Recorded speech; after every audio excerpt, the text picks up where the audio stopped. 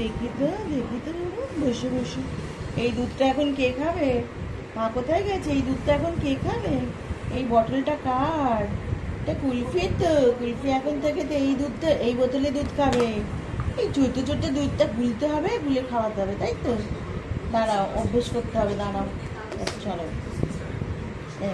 মার গায়ে একটু পোকা হয়েছিল, আজকে দেখলাম কয়েকটা ঠিক রয়েছে ওর গায়ে, তাই জন্য ওকে একটু স্পট অন দিয়ে একটু বাইরে রেখেছি কিছুক্ষণ, মানে কয়েক ঘন্টা, 7 ঘন্টা মতন ও মা থেকে আলাদা থাকবে।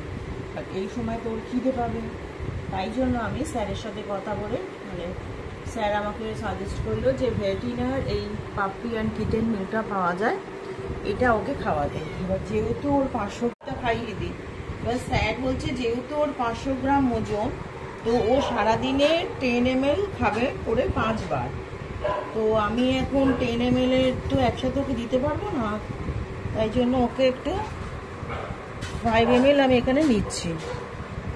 এবারে এইভাবে তো খাওয়া সম্ভবই না, জাস্ট 45-46 ডেজ ও আমার বাড়িতে, ও 32 ডেজে এসছে।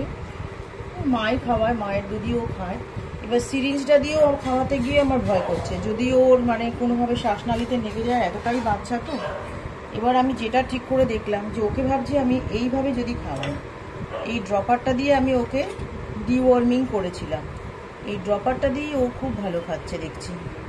মানে এতে আমার ভয়টাও কম থাকছে, মানে এতে ও তোমার শ্বাসনালীতে যাবারও ভয় নেই, অথচ দুধটা কিন্তু প্রপারলি ওর মুখের ভেতর চলে যাচ্ছে।